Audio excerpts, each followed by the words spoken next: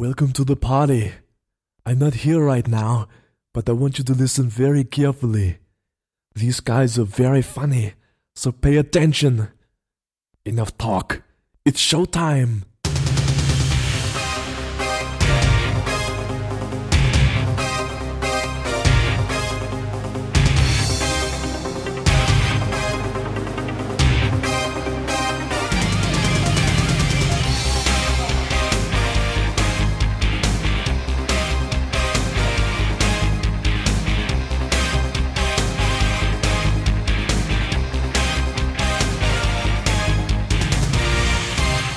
Hello and welcome to Bags of Action. My name is Steve, my co-host is Pete. Hello. This episode we're going to be talking about Passenger 57 from 1992. But before we do that, we're going to talk about a bit of news. What news, Pete?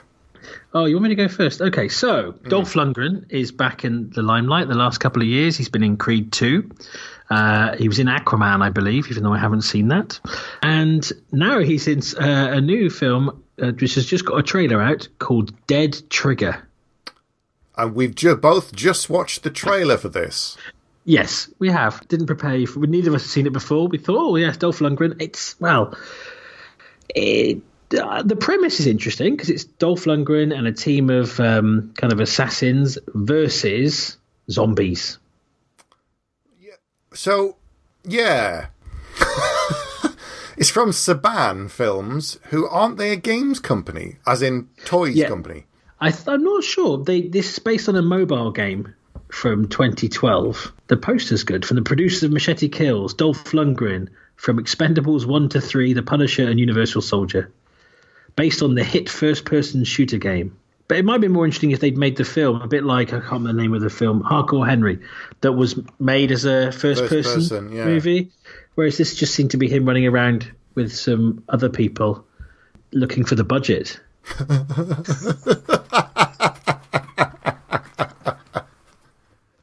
It looks like a very, very low budget, low rent mix of basically an action film with cashing in on the whole Walking Dead zombie thing. I don't know if you've seen. There's a school in America. I think they're going to get sued, but they've just done. They did Alien as their school play. Oh, brilliant! And the video I think is online. I think that may have had a larger budget than this movie. Yeah, it looks like it was just. It almost looks like a film that was made in the late 90s. And has been sat on the shelf, even though it can't have been because the premise didn't exist till 2012. But yeah, I might still watch it. It's Dolph. I still have to see his Die Hard-esque film where he's a drummer because he plays drums in real life. Right. I think we've talked about this before. And he's a drummer in a band, and there's an attack on a concert that they're at, and then he puts down his sticks and picks up his gun. I'm assuming. Of course he does. Of course. Or it'd be more interesting if he just did the whole film by just throwing drumsticks at people. Yeah, just take him out with drumsticks. That would be wicked. I'd watch that, actually. Yeah. Like Whiplash, drummer. but yeah, that'd be good. Anyway, have you got any news that's far, far superior to my cobbled together news? I've got some different news, let's put it that way. So, James Gunn, fantastic director, did Guardians of the Galaxy 1 and 2.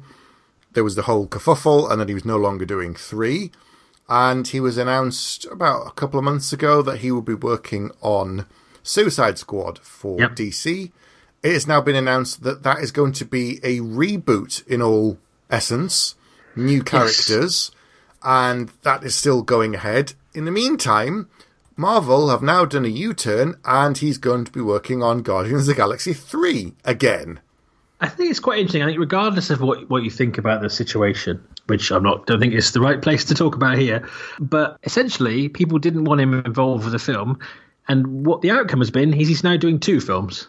Yeah. So the person who's come out of this the best is him. Yeah, he'll be the first director, I think, to work for both Marvel and DC. Other than Joss Whedon? I suppose Joss Whedon finished a film, didn't he? Finished Justice League. Yes, he didn't actually start as a director. I think he was going to do the Batgirl film, but it didn't happen. So yes, James Gunn will be doing both, which is fantastic. A reboot of Suicide Squad in his hands sounds good. I thought the first one was okay, but there's lots of problems with it for me. I still haven't seen it, and it's on Netflix now. Part of me is like, do I watch it? And then part of me is like, do I bother? Because there's another one coming. It's all right if you've got a quiet Sunday afternoon, you can pop it on. But there are bits of it that remind me of the first Creed film, and not in a good way. Oh, it's a minor spoiler, but it's nothing major. Okay. Like, in the first Creed film, when one of the contenders comes up, it'll freeze frame and you'll get stats on his name and all the rest of it. You get that with this, with the first, so it'll say like Harley Quinn, psychotic tendencies, blah blah blah, favorite weapon, rah, rah, rah, and you just kind of go, what? And then you'll get a bit of a film about her, and then it'll go on to the next one, and then the next one, and then the next one. I'm not joking. And then the next one. When does the film start? And that is the first half an hour of the film. They kind of did that with Polar, but they didn't give stats or anything, just the names, kind of very kind of Guy Ritchie kind of, the names tracked into the footage kind of thing.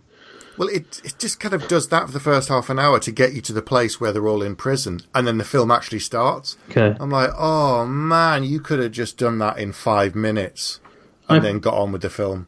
I'll probably watch it at some point. Anyway, I'm very behind on the DC films. Batman vs Superman I finally watched, didn't like, and I haven't seen Justice League, and I haven't seen Aquaman, but I'm very excited to see Shazam. But there we are. Right. Well, I've got a weird bit of news and then a good bit of news. Okay. So I'm going to go with the weird one, and we'll end up on a positive. Okay. One of the most controversial and interesting actors of his generation has just finished doing one science fiction project, and he's now signed on to star in an aliens versus martial arts action film, Jiu-Jitsu, based on a comic book of the same name. This is, of course, Nicolas Cage. Nice. I don't know how to process that, but I'm excited. This film is it's set in a world where every 6 years, an ancient order of expert jiu-jitsu fighters face a fearsome extraterrestrial invader in a battle for Earth. That sounds amazing. It sounds like kind of kickboxer, Bloodsport versus aliens every 3 years.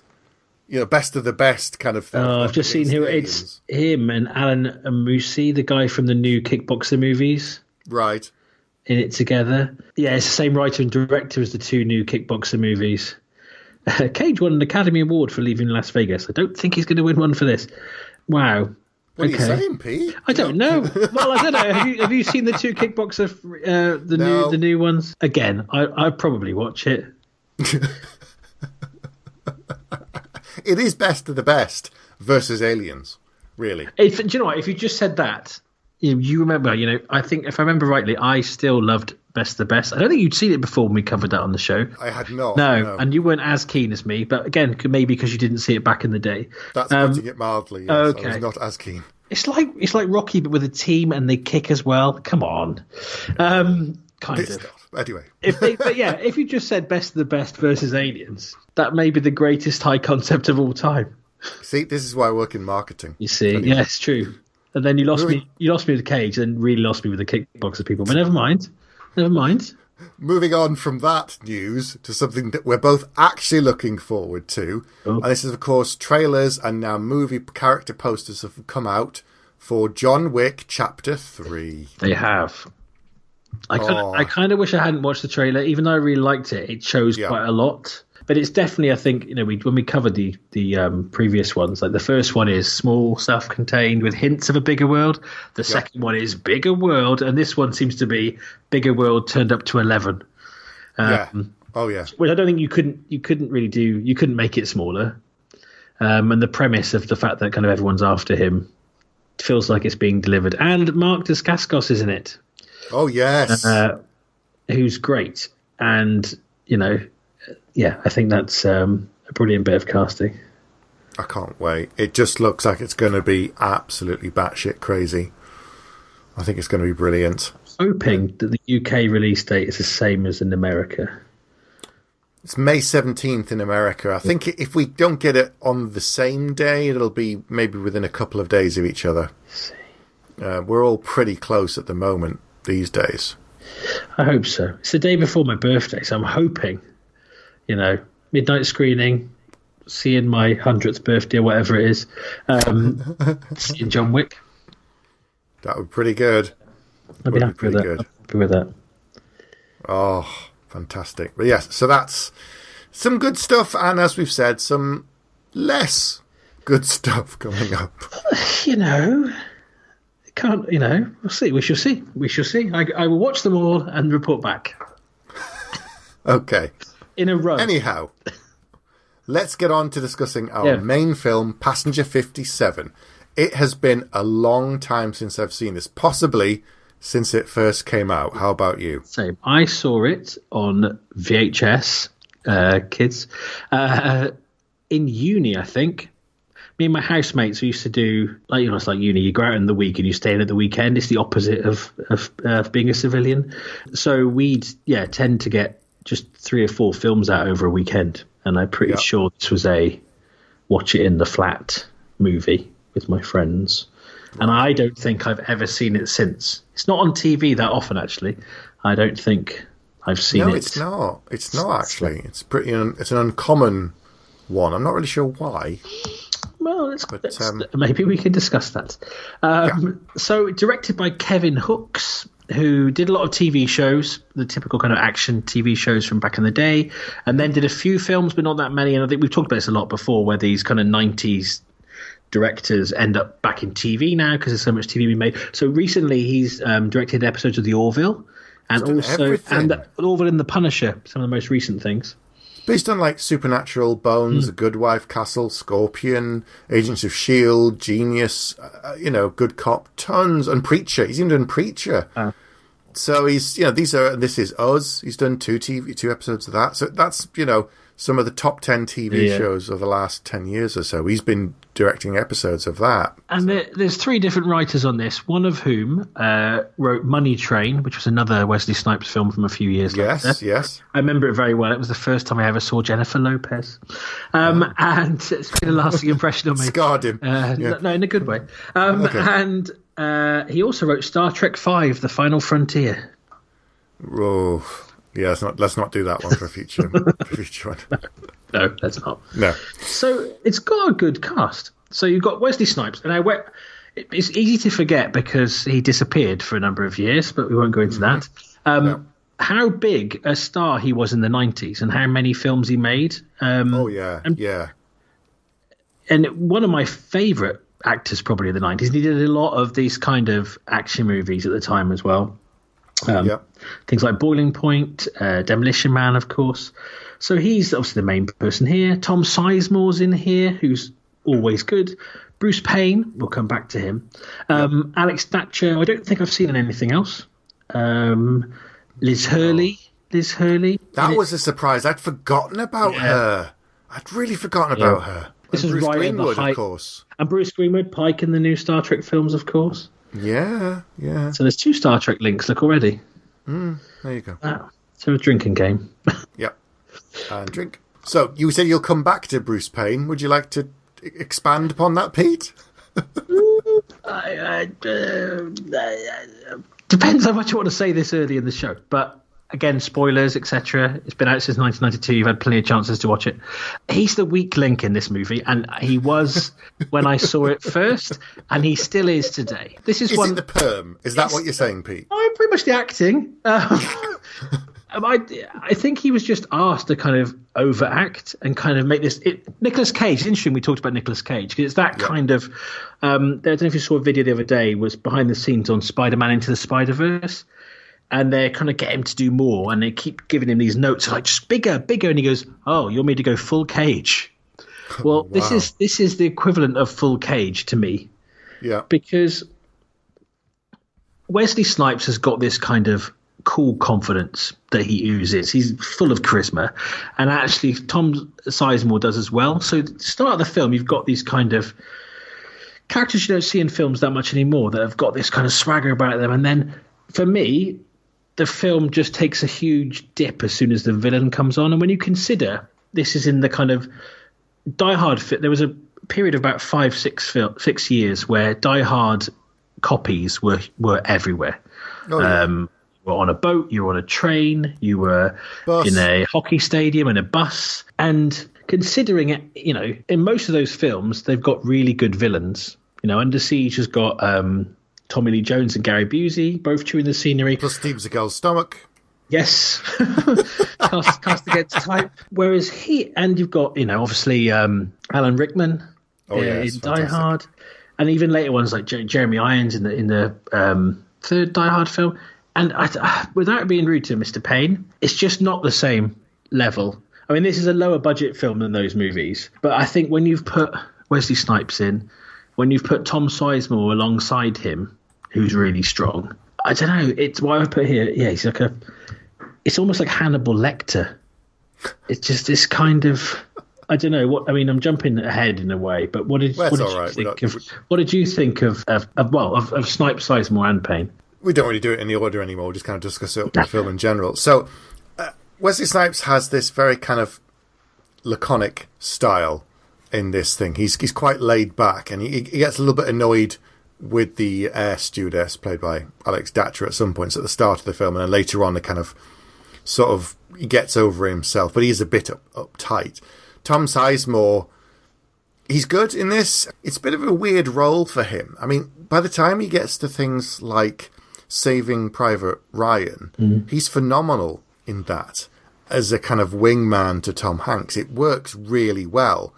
Him and Wesley Snipes on screen together are okay, and there's this kind of suggestion of a long friendship, and it's not too bad, but he comes across as a little bit of a weasel in this, Tom Sizemore's character, Sly. He's just kind of trying to get by, and Bruce Greenwood is his boss, Stuart Ramsey, and clearly at one point it looks like they're basically going to drop Wesley Snipes' character, John Cutter, under a bus, and he doesn't seem to really kick off at that point. You think he's his old mate. You'd be like, no, you can't do that. And he's like, well, okay. Because he just wants to keep his job. He's a bit of a knob. Yes, Bruce Payne is playing this multiple mass serial killer who's never been... Has he never been arrested? That's right. Or he's never been caught. Never been... He's been caught. No, he hasn't. He's been caught, but got off on technicalities. They've never been able to prove anything. That's right. So he's called Charles Rain, and there's all this stuff in the paper that says Reign of Terror. Yeah. Oh god. Guys, when you come up with it, maybe give it a few minutes, have a little chat amongst yourselves, and come up with something else. I've just been listening to a podcast about Writer's Room. They said, part of that is just calling each other's bullshit and saying when something doesn't work. Yeah. I'm assuming the three writers never met. Reign of Terror. Brilliant. Let's do that. He's definitely turned up to 11 cage. He's kind of, very over the top. He's trying to be calm and cool and show that things don't affect him. Like, in A View to a Kill, where he's playing a sociopath. You've got the killer. It's Christopher Walken. Yes. And in that, he's not... They say he's a sociopath. When stuff happens, he doesn't get annoyed or upset. It just rolls over him. And I think he was trying to do a bit of that in here and remain this upper-class, very posh, very in control guy. But it constantly wobbles. Like, it turns out he's a bit of a pervy weirdo. And he's having the weird bit is he's having plastic surgery, which you think is a plot point. So the start of the film, he's about to have plastic surgery, change his face again. They say, we're so hard to catch him, he's always changing his face. Yes. But he doesn't change his face in this film. No. Which you think, it feels like almost that was something they were going to explore. And maybe like at some point in the film, you can't find him because he's somebody else. But no. Nope. Didn't happen at all. It was just a kind of thing for no real reason.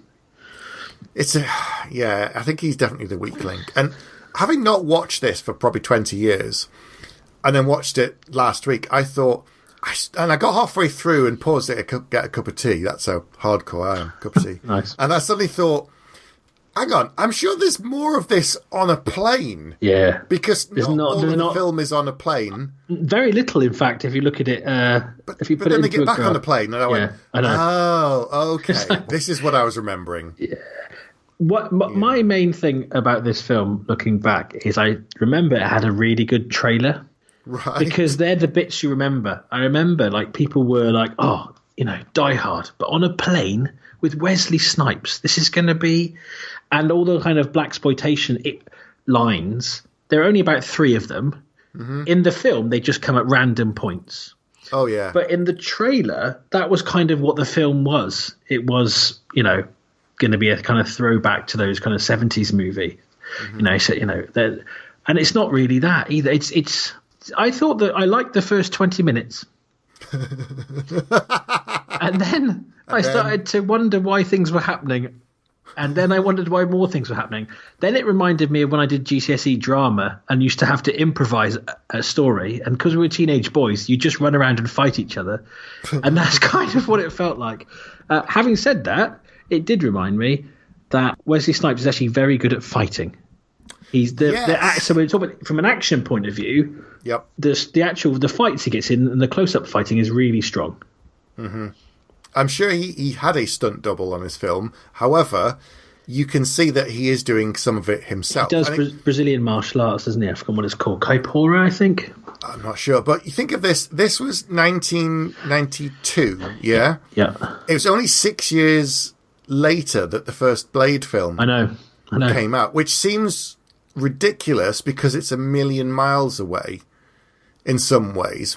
But it's got that same thing of, you see him do the martial arts in this and you're like, okay, he does know what he's doing. It's him. You can see him doing it. And then when he gets to Blade and he's leaping around, and yes, some of it's on wires and CGI and stuff, but he's got that same swagger. So you buy into the fact that John Cutter is this tough badass and he used to be a cop. Yeah. And, he can take care of himself. So when he's fighting one-on-one with the terrorists, I believe it. I thought, yeah, it's just the other stuff that at the film sometimes becomes racist, quite racist. Sometimes it devolves into this Southern slap and tickle Benny Hill Bond film.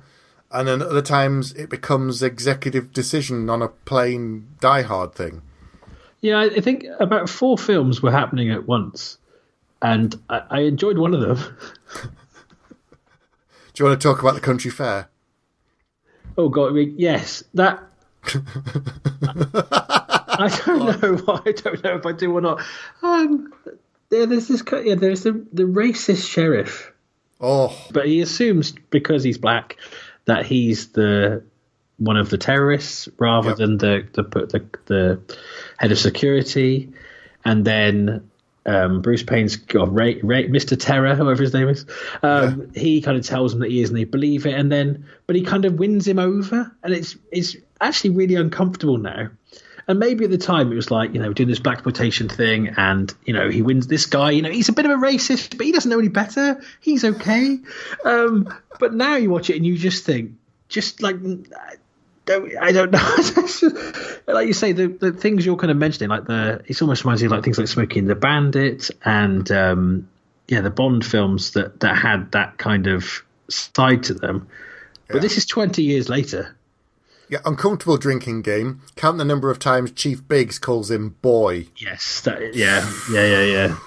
Oh, it's at least 5 or 6. Yeah. It's not good. And in lots of these films, you get they establish an arsehole through the film, and in lots of action films, the last frame of the film will be the police cars and the ambulances come in, and the guy's there in a bandage, and then the arsehole comes over and says no hard feelings, and then he punches him in the face. Yep. That's what happens. But in here, they almost become firm friends. It is very odd. It's a very odd part of the film.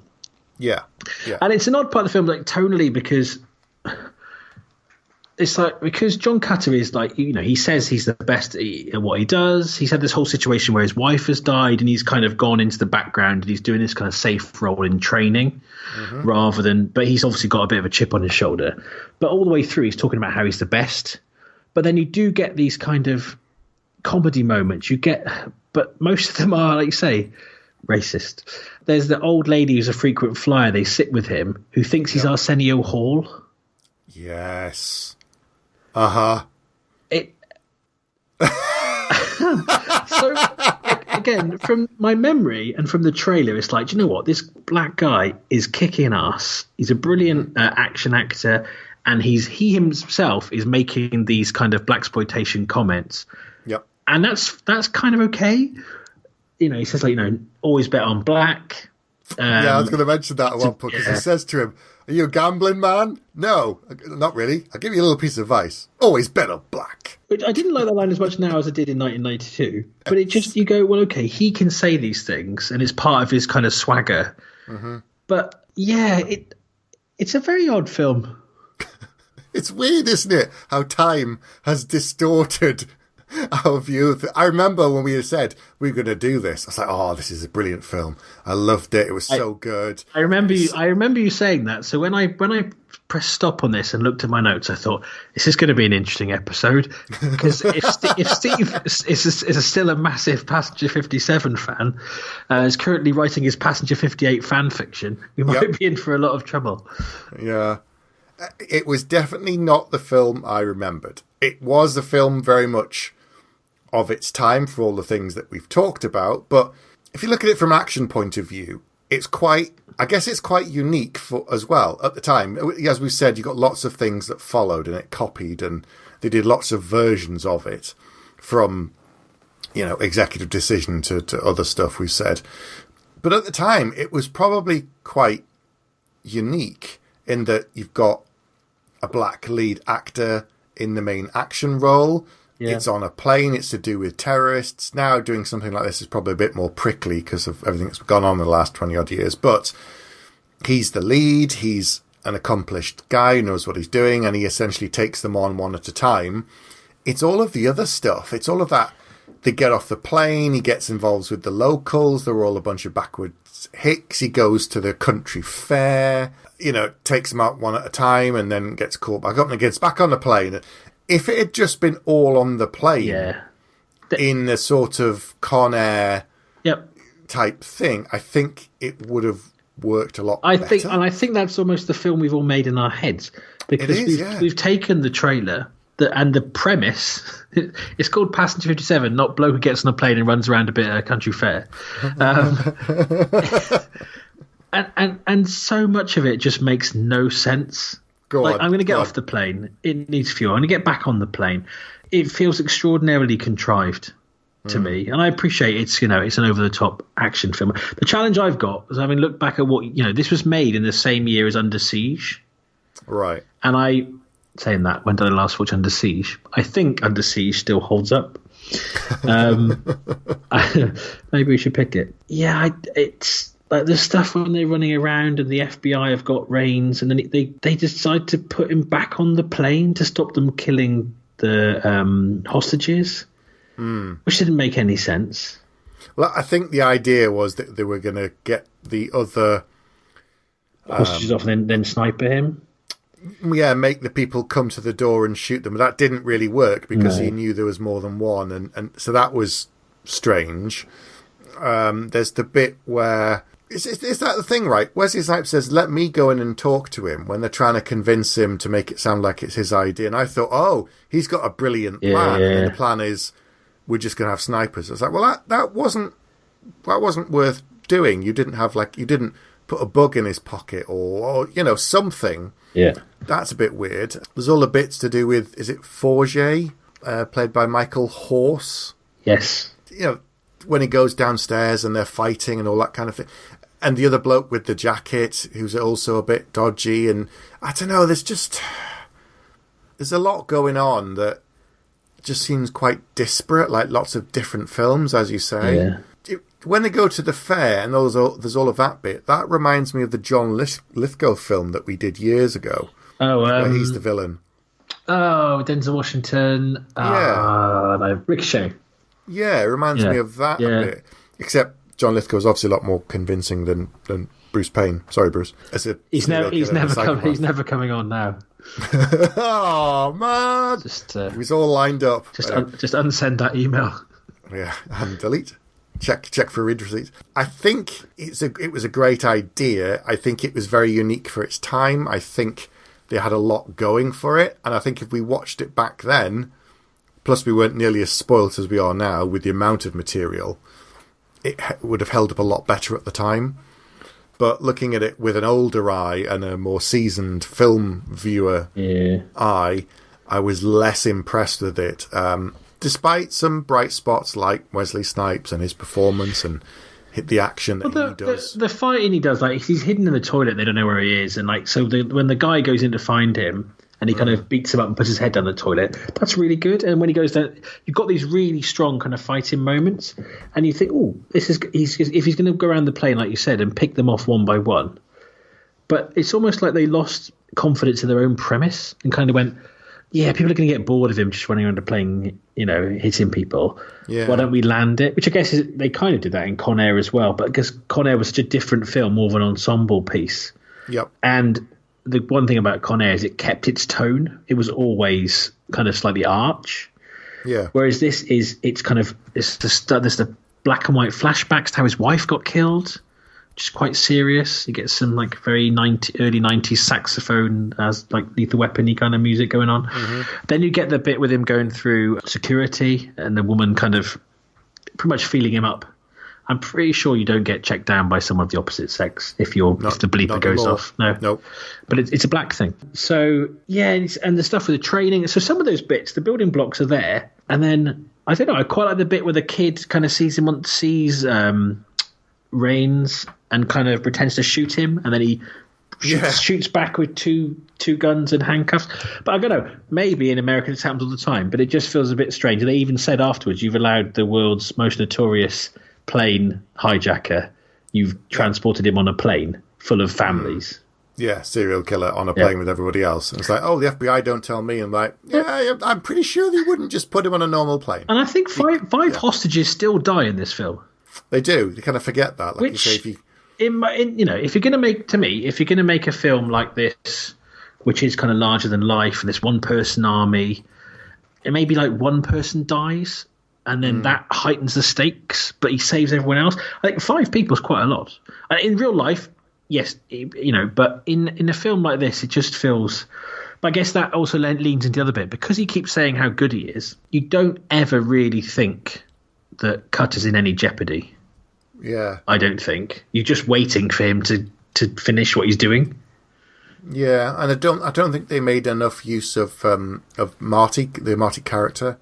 No. She's obviously there as a bit of a foil for him, and he's been a bit of an arse with her to begin with, and then he kind of apologises and she's being unpleasant to him. But then they get caught in this difficult situation, and I thought what would happen in my version of it, in my head, he'd stay on the plane, she'd go back upstairs, and carry on pretending that she didn't know what was going on and be his kind of like inside person. That would have been much stronger. And then helping him take them out and all this kind of stuff. Like at one point, doesn't he just pop up inside the cockpit and say to the pilot and stuff, can you turn it around? Yeah, okay, do that. And I'm going to take these guys out one at a time. Like, hang on, I'm sure you can't just crawl along and pop out. Isn't it the whole thing that it's completely sealed so that you can't get in for hijacking and stuff? I hope maybe that's because off the back of what happened here. But you'd think as well, it's like, can you turn the plane around? Who are you again? Oh, I'm security. Oh, yeah, no problem. We'll just turn it around.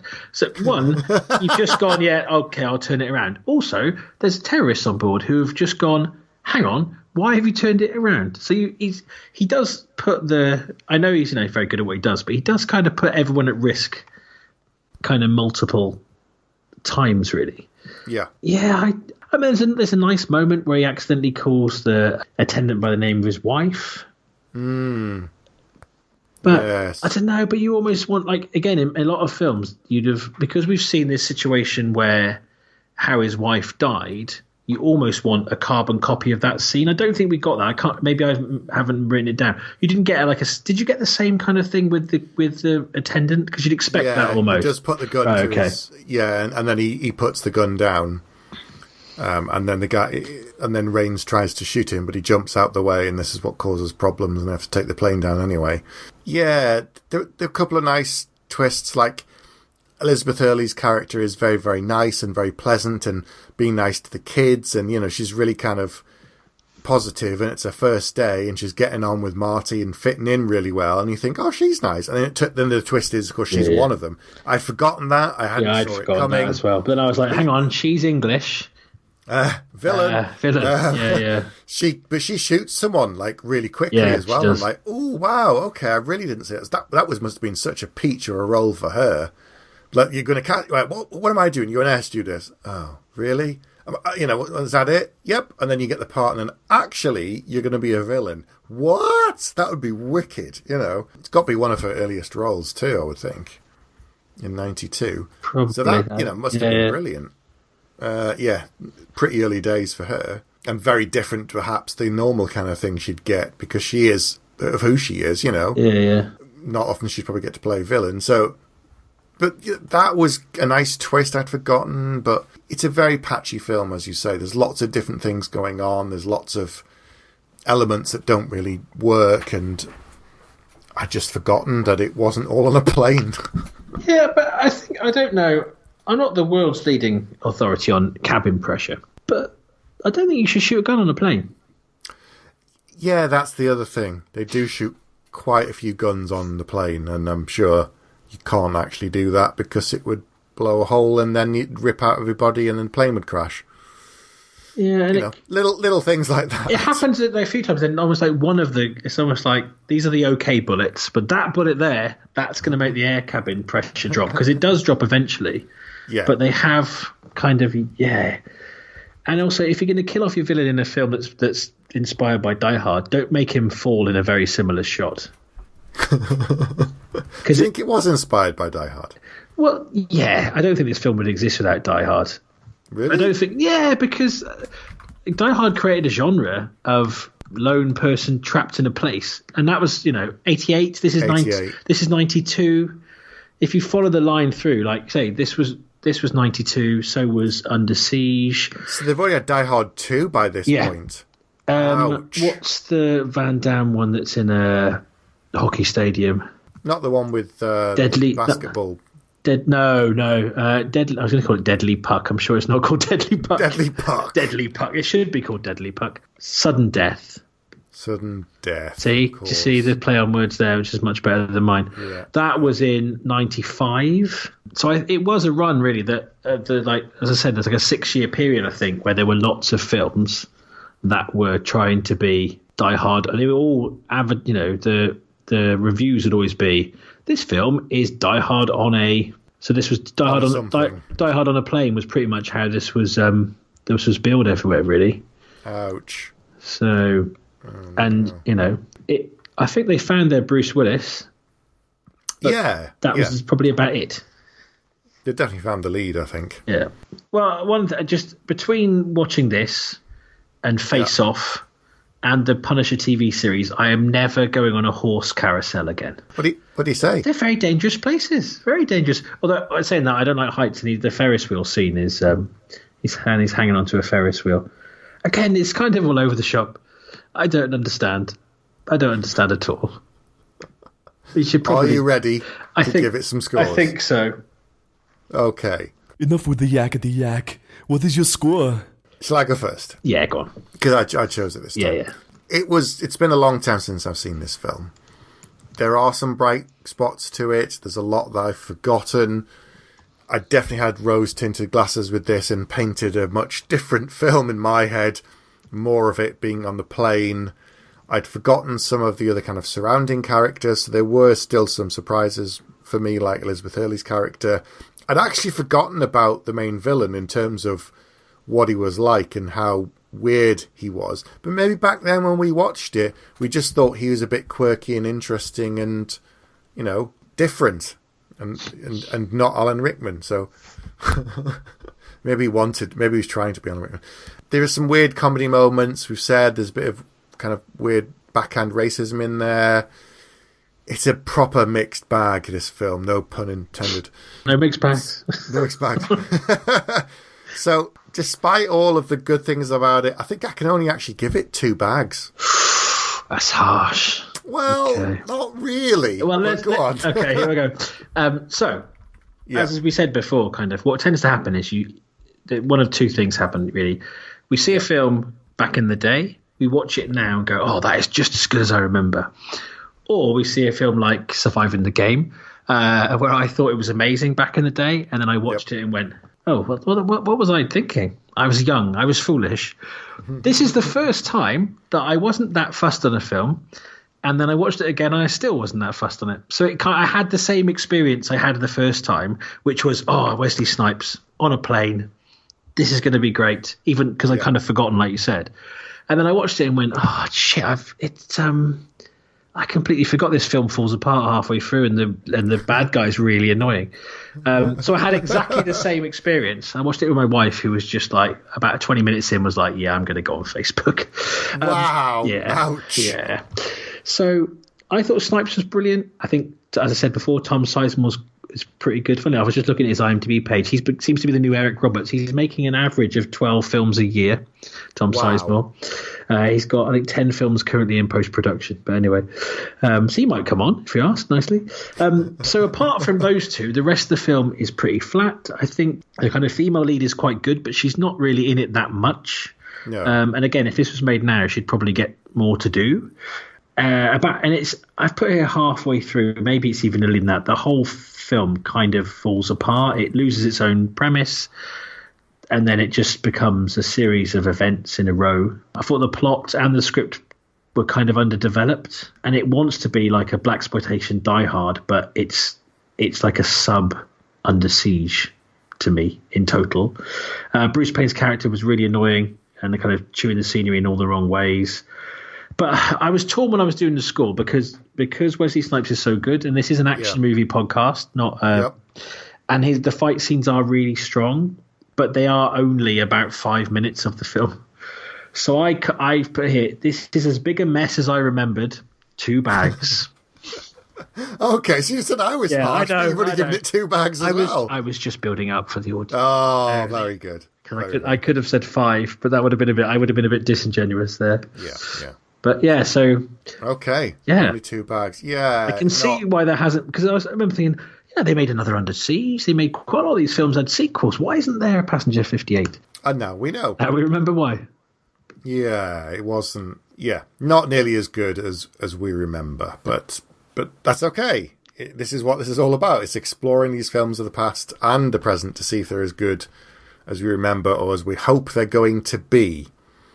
Which brings us on nicely to the new film we're going to be doing. And it is very, very shiny and new. It is. So this is it. We have talked about this already. So I'm not going to surprise you because... No, go ahead.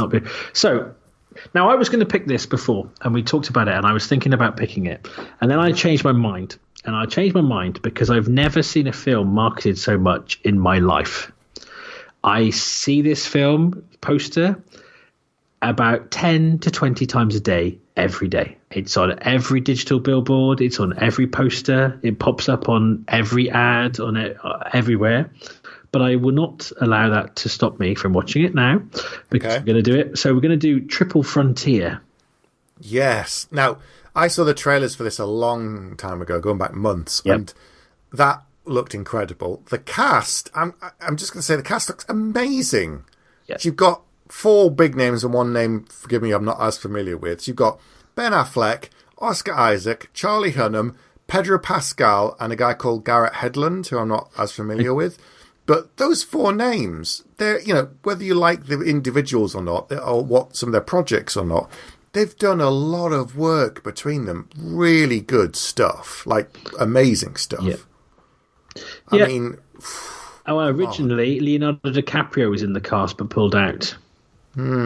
So, yeah, Netflix is certainly not pulling its punches in terms of the budget and the kind of quality level of the people that they're getting on board.